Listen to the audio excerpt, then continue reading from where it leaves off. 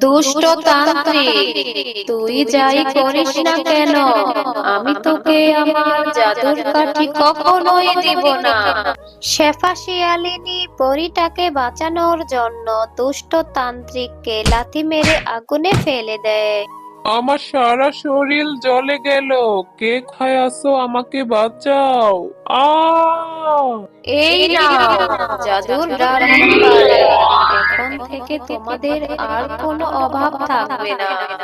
এই জাদুর ডালিম বাড়িতে তোমরা তোমাদের প্রয়োজনীয় সব জিনিস পেয়ে যাবে।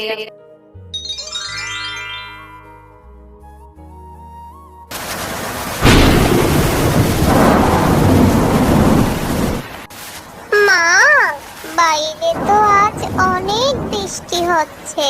হ্যাঁ রে মা মিনা, বৃষ্টি দেখে তো মনে হচ্ছে এবার অনেক বন্যা হবে। কি বলছো মা? বন্যা হবে? মা, আমার না ভীষণ ভয় করছে। মা, দেখো বাহিরে কিভাবে বিদ্যুৎ চমকাচ্ছে।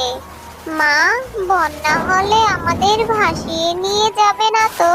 তুই ভয় পাস না মা মিনা, আল্লাহ যা করে মঙ্গলের জন্যই করে। আমি তো তোর সাথেই আছি, আমাদের কিছুই হবে না। অনেক রাত হয়েছে, চল মা খাবার খেয়ে আমরা ঘুমিয়ে পড়ি। এ কথা বলে তারা মা ও মেয়ে রাতে ঘুমিয়ে পড়ে। মা, মা, ওঠো ওঠো। মা দেখো, আমাদের ঘরে কত পানি হয়েছে। হায় আল্লাহ, তাই তো দেখছি।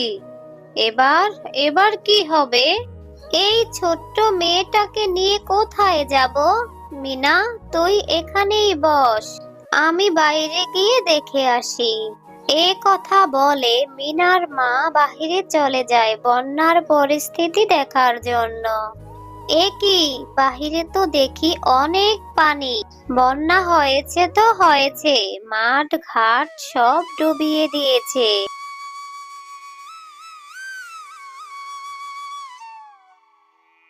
মা মিনা, এই বন্যায় অনেক পানি হয়েছে, বন্যার পানিতে পুরো গ্রাম তলিয়ে গিয়েছে।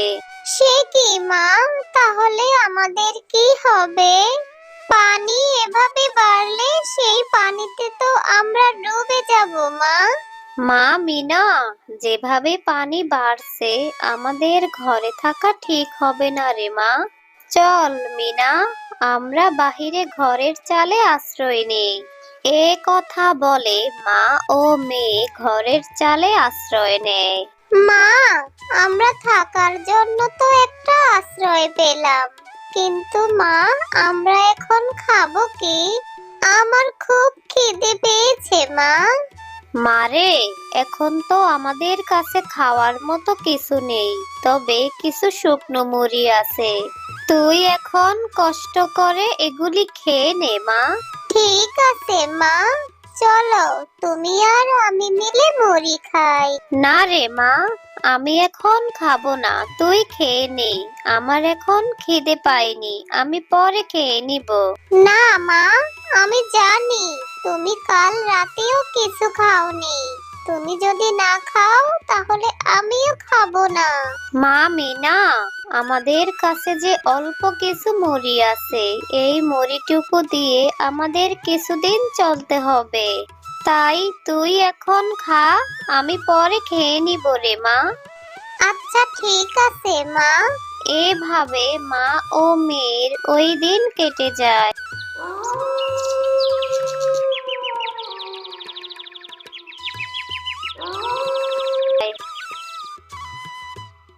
মা, ও মা, দেখো না, ওই দেখো এদিকে একটা নৌকা ভেসে আসছে।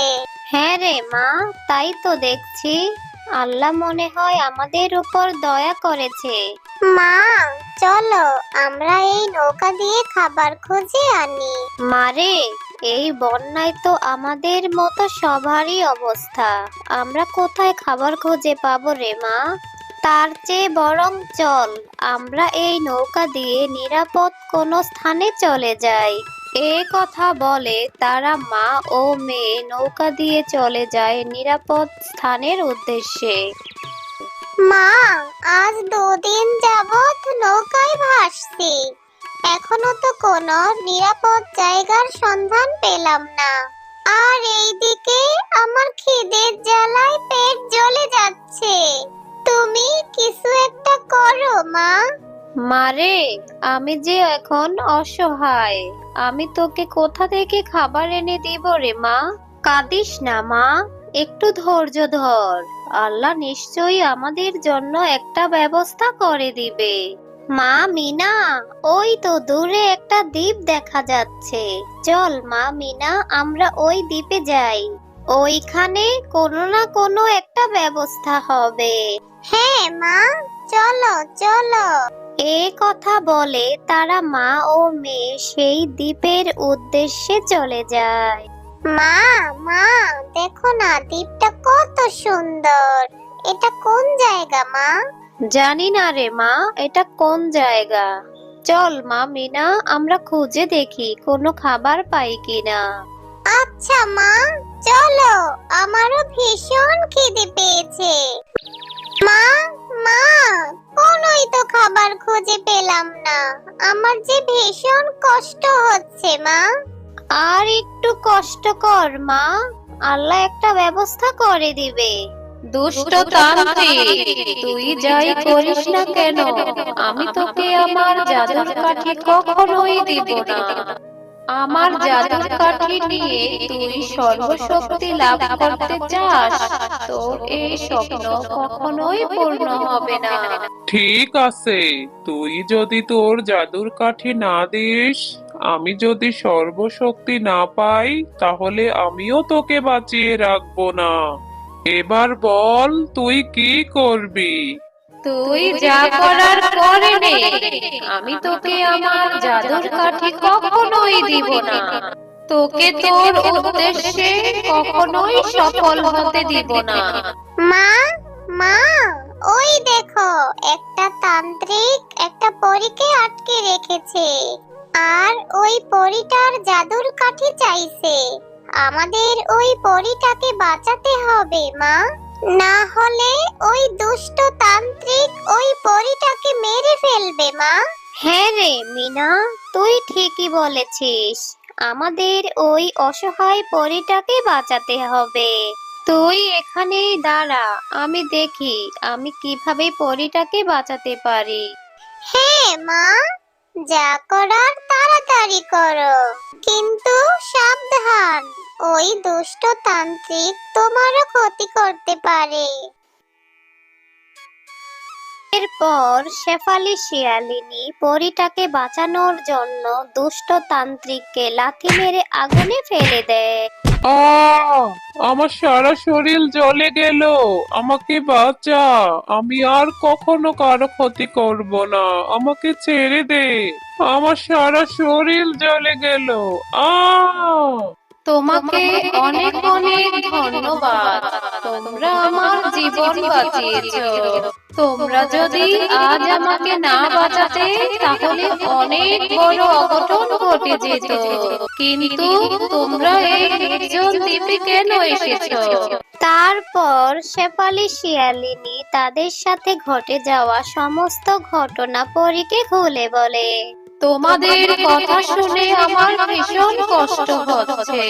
তোমরা যেহেতু আমার জীবন বাঁচিয়েছো, তাই আমি তোমাদের উপকার করতে চাই।